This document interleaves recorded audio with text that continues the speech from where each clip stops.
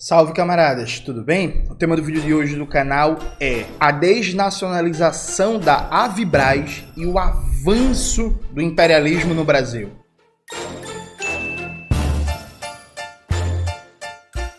Antes de começar propriamente o tema do vídeo do canal, quero muito agradecer a você que ajuda a manter e melhorar nosso canal a partir do Apoia-se. Seu apoio é fundamental para a gente continuar o nosso trabalho. Nota, há algo muito importante acontecendo na conjuntura brasileira. A Avibraz, um dos símbolos da indústria nacional de defesa, está para ser desnacionalizada, vendida para um grupo australiano, para o capital estrangeiro. Aí você se pergunta, mas Jones, por que isso é importante? Por que isso é central? Qual é a importância disso? Você fala tão mal de militares do Partido Fardado que está defendendo a indústria de defesa. Eu vou explicar tudo em detalhes para vocês o que significa a desnacionalização da Avibraz. Antes disso, vamos ver aqui duas matérias muito importantes do jornal Hora do Povo, que eu comentei inclusive sobre a matéria deles no vídeo passado, sobre apagões no Brasil de FHC até os dias atuais. E nessas duas matérias, você tem uma reportagem muito boa sobre a situação da Avibraz e por que isso é importante. Já começa aqui, veja. O governo autorizou a desnacionalização da empresa. A Austrália se apodera da expertise na área de veículos lançadores, como é o caso do S-50, joia da coroa do programa espacial brasileiro. Gente. Além disso, o Brasil perde a tecnologia do sistema Astro, sistema de artilharia que é um enorme sucesso de exportação desde os anos 80. Presta atenção. Sistema de artilharia que é um enorme sucesso de exportação desde os anos 80. A venda da empresa brasileira Avibraz, fabricante de equipamentos de defesa de mísseis e com a grande expertise na área de veículos lançadores para um grupo australiano concorrente, anunciada esta semana, está sendo considerado um acontecimento trágico para a defesa nacional e para o projeto nacional mais amplamente. Os compradores são integrantes de um fundo de investimentos australiano que, por meio de uma concorrente de porte muito inferior à Avibraz, a Defentex, comprou 100% da empresa nacional. Ainda não há informações sobre os valores envolvidos na transação. O governo brasileiro autorizou a venda. Gente, esse ponto aqui é muito importante. A gente dizendo, a Avibraz é uma empresa privada, o governo não tem nada a ver, por aí vai. Gente, não é assim. A Avibraz é uma empresa privada, mas que tem vários contratos com o governo federal, está envolvido no Programa Espacial Brasileiro, no setor de defesa, contrato com as Forças Armadas. Então, o governo brasileiro tem a prerrogativa de dar aval ou não para transações, por exemplo, na venda para o capital estrangeiro. Então, o governo brasileiro poderia vetar essa iniciativa.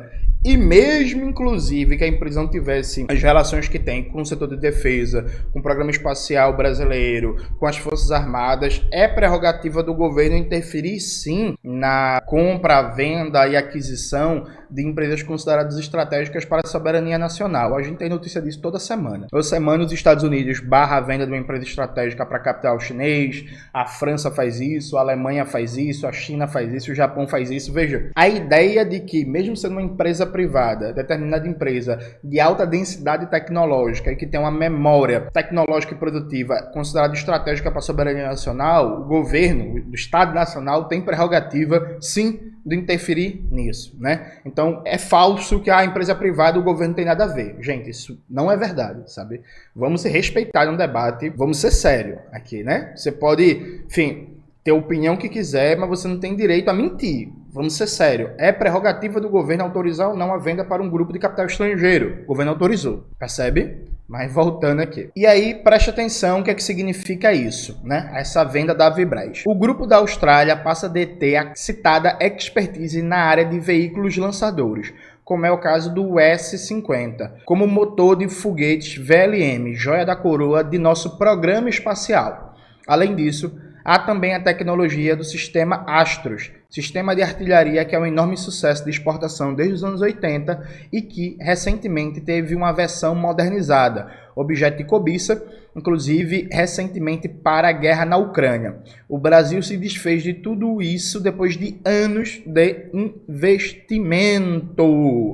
E aí, um pouco mais abaixo, diz: a perda da Vibraz para uma concorrente estrangeira está sendo vista do ponto de vista geopolítico e da estratégia nacional como mais grave até que a quebra da Engesa, nossa fabricante de carros de combate sob largata, como um tanque Osório no início dos anos 90. Afinal, hoje, num cenário geopolítico muito mais desafiador ao Brasil, estamos desnacionalizando tecnologias que estão no coração da capacidade dissuasória convencional, o núcleo da estratégia brasileira de defesa, como é o caso da capacidade missilbalística, de artilharia e espacial. Em reportagem publicada pelo Hora do Povo, já se revelaram os problemas vividos pela Vibraz e por outras empresas da área de defesa. Nela, o professor Eduardo Siqueira Brick, de Estudos Estratégicos de Defesa e Segurança na Universidade Federal Fluminense, a nossa querida UF, alertava para a necessidade de maior investimento do Estado Nacional neste assunto,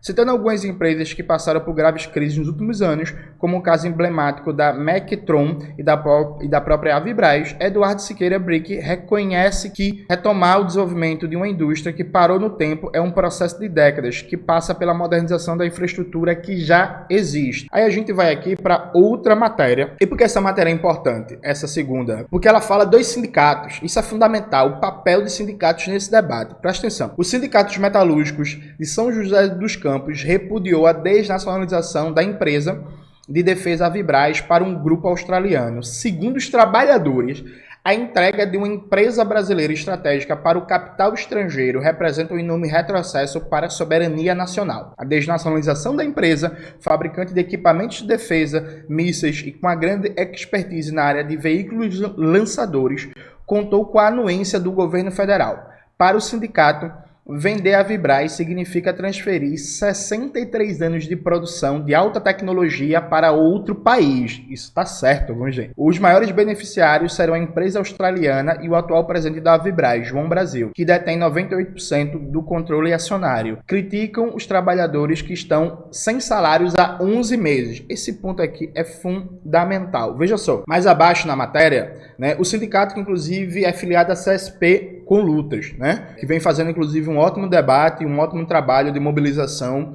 com os trabalhadores da Vibraz, inclusive mandar um parabéns, mandar um abraço para a galera da CSP com lutas, que vem tocando uma luta importante. Aqui, inércia do governo. Devido à crise enfrentada pelos trabalhadores da Vibraz, que estão há 11 meses sem salário, o sindicato vem defendendo, ao longo desses anos, a estatização da empresa como única saída para manter em solo brasileiro os empregos e conhecimento acumulado. Foque nisso, gente, conhecimento acumulado. Porém, o que se viu foi a inércia do governo federal. Mas ainda há tempo para mudar essa situação. É urgente que o governo estatize a Vibraz. Enquanto diversos países investem pesadamente no setor de defesa, o Brasil e sua classe dirigente assistem e compactuam com a entrega de sua mais importante empresa do segmento a um grupo internacional. Então vamos lá, gente, vamos recapitular. A Vibraz é hoje a mais importante empresa do setor de defesa, da indústria de defesa no Brasil. Era até então uma empresa de capital nacional. A Vibraz é uma empresa de alta densidade tecnológica, que tem conhecimento acumulado, memória tecnológica. Gente, o que é isso? Para você organizar, por exemplo, um mercadinho, você não precisa de nada muito complexo, né? Você precisa organizar o fluxo de estoque, reposição, acompanhar fluxo de caixa, fazer as contas certinhas de o lucro médio de cada produto que você está vendendo, pensar em processos de negociação, de compra de maior volume de produtos para negociar descontos e aumentar a margem de lucro e etc e tal. Não é nada muito complexo, não é nada muito difícil e qualquer pessoa, inclusive mesmo uma pessoa que nunca teve uma empresa, ela conseguiria tranquilamente organizar um mercadinho, percebe? Uma empresa de alta densidade tecnológica como a Vibraz, uma empresa industrial, ela conserva uma memória tecnológica. Você está falando de processos produtivos ultra complexos que exigem pesquisa, estudo, exigem inovações de dinâmicas de trabalho, de processos produtivos e que a empresa conserva esses conhecimentos como parte do seu patrimônio. Veja, o que difere um mercadinho do outro é basicamente quanto ele consegue oferecer no preço das mercadorias. Então não existe uma diferença de uma técnica produtiva inovadora. No caso de uma indústria, não. Quando a indústria, por exemplo, consegue desenvolver um sistema produtivo próprio, uma mercadoria de alta densidade tecnológica própria que só ela tem e mais ninguém, essa empresa ela não tem só o valor total dela em termos de instalações físicas, máquinas, equipamentos, estoque. Essa empresa também ela tem uma memória tecnológica que é em si um valor, né? Porque produção de conhecimento, gente, é uma mercadoria no capitalismo. Existem patentes, né? Existe uma institucionalidade global para garantir, né, o direito de patente, para garantir a monopolização da informação, da pesquisa e do desenvolvimento. Então, uma empresa como a Vibraz, mais de 60 anos no mercado, com vários produtos fabricados, com a memória tecnológica, ela tem um valor em si. Porque, por mais que ela esteja em dificuldades financeiras, aqueles processos produtivos, né, aquelas técnicas produtivas, aquela memória tecnológica, quem se apropriar dela está ganhando um presente gigantesco, tá ligado? Quem se apropriar dela está se apropriando de riqueza acumulada. Porque, inclusive, gente, eu já falei isso várias vezes no canal, ciência e tecnologia leva tempo para se desenvolver, viu? Existe uma escala temporal de desenvolvimento de pesquisa, sabe? Não é um negócio que você faz em 1 ano, em 2 anos, sabe? Então, a memória tecnológica é um valor em si que é até difícil de você quantificar. A Vibraz está com dificuldade financeira. Está com dificuldade financeira, sim, mas tem uma riqueza em conhecimento acumulado ali que é gigantesca. A Vibraz está com salários atrasados dos trabalhadores há 11 meses. Os sindicatos protestando, lutando, se mexendo, cobrando ao governo Lula a estatização. Dentro de um debate de que ali tem um conhecimento acumulado, ali tem uma expertise industrial, é uma empresa industrial de alta densidade tecnológica e ela deveria ser estatizada e pensar a sua recuperação e ampliação dentro de uma política nacional industrial. Percebe? Né? Com preservação, inclusive, daquele conhecimento acumulado no âmbito do interesse nacional brasileiro. Então o sindicato fez um papel político muito importante, não só defendendo o salário dos trabalhadores, que é a função importantíssima, central do sindicato, mas também entendendo o papel da empresa dentro de um projeto nacional. Né? O que foi que o governo Lula fez? Nada, gente. E aqui, veja, há 2 coisas importantes. Primeiro, as Forças Armadas brasileiras elas são inimigas da soberania nacional e do povo trabalhador, de tal sorte que é fundamental uma mudança radical nas Forças Armadas, porque hoje o Brasil não tem capacidade de defesa. Isso não se dá só pela precariedade da sua infraestrutura de defesa, isso se dá também pelo caráter político e ideológico das Forças Armadas.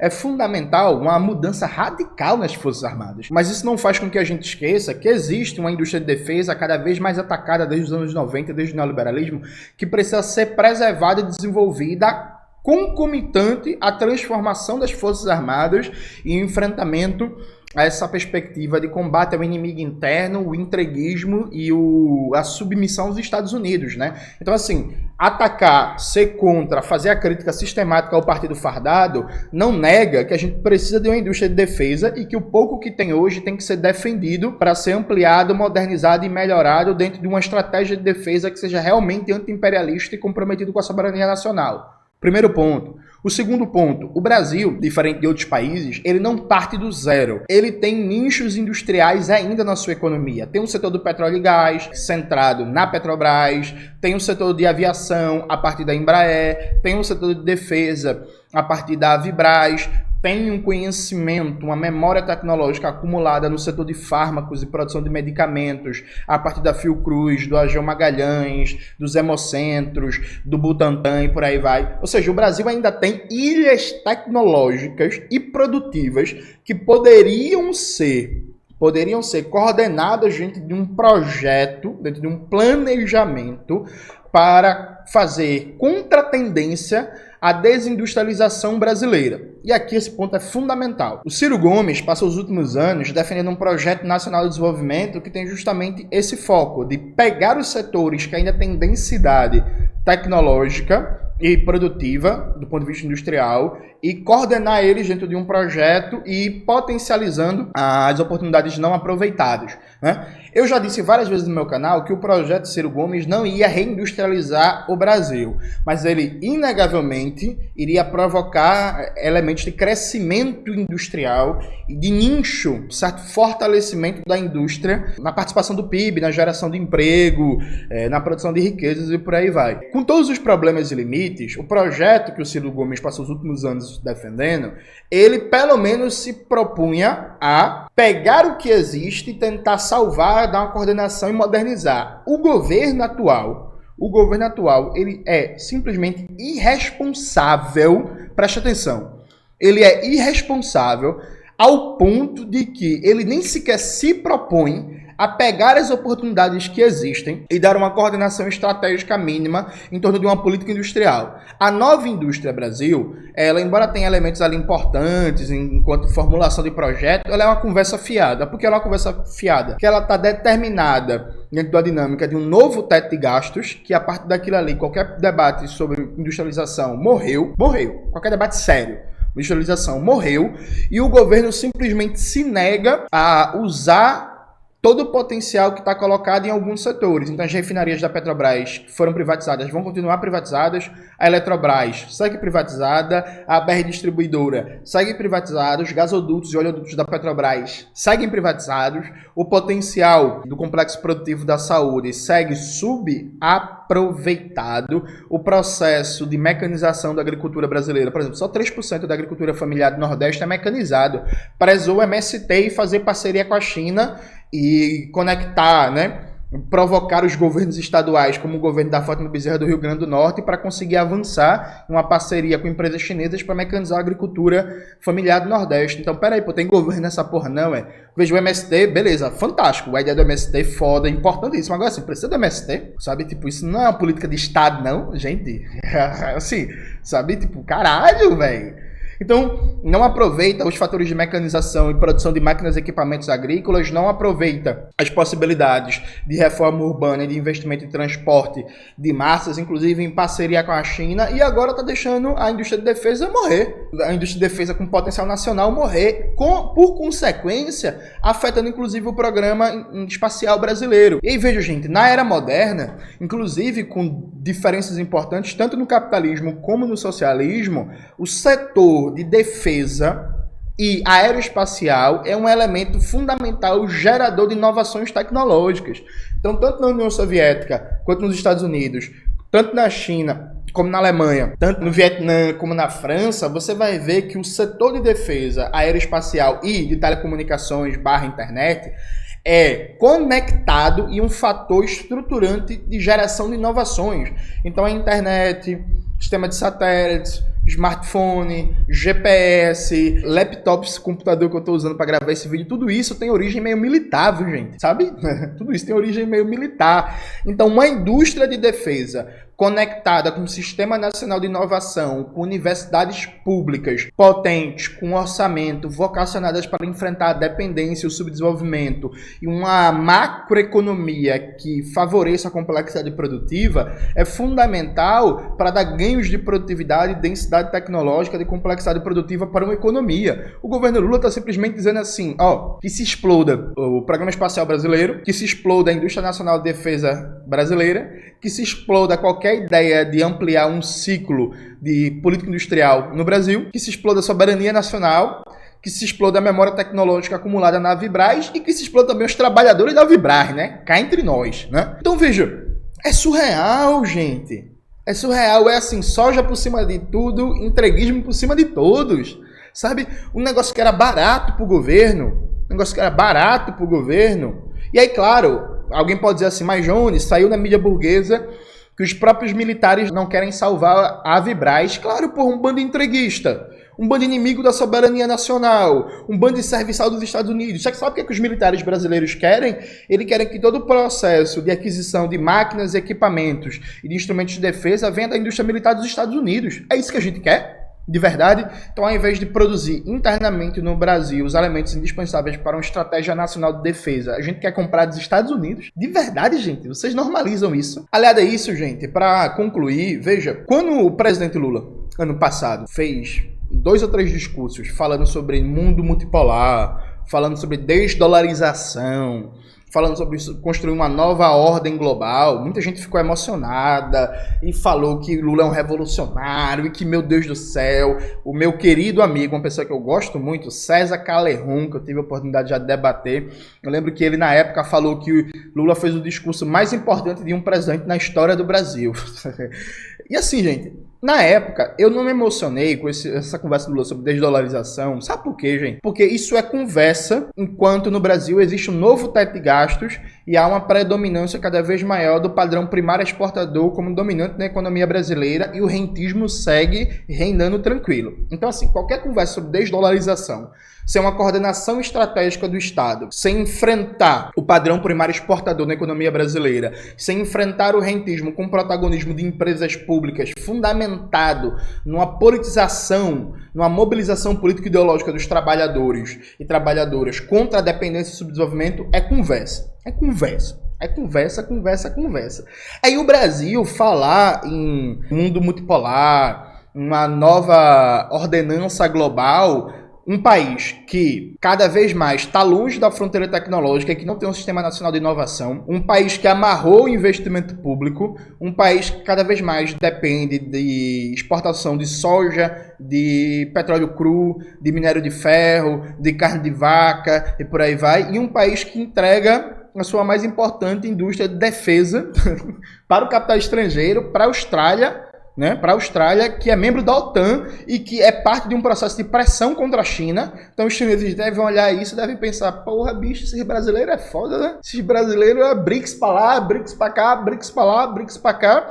É isso mesmo, pega a mais importante indústria de defesa deles e entregar para capital australiano da Austrália, aliada de primeira linha dos Estados Unidos e que está sendo usada para ser um instrumento de pressão contra a China, sabe? Tipo assim, não é sério esse debate sobre desdolarização, sobre mundo multipolar, quando você não tem indústria de defesa, quando você não tem sistema nacional de inovação, quando você não está avançando em complexidade produtiva e para buscar a fronteira tecnológica. Então, assim, ano passado foi muito oba-oba, muito, meu Deus, Lula falou contra o neoliberalismo, falou pela desdolarização, e BRICS, e Banco dos BRICS, mas tudo isso é chaveco, tudo isso é conversa, sabe? Gente, assim, sinto muito dizer para vocês, mas um país que se propõe a ter um projeto soberano e não tem capacidade de defesa, tem essas forças armadas, que é uma força política contra o Brasil, contra o povo trabalhador, um país desse não tem futuro em avançar em nenhum projeto soberano, não. Tá ligado? Não tem. Então, na prática, os BRICS funcionam como a China tem o seu projeto muito bem delimitado, inclusive,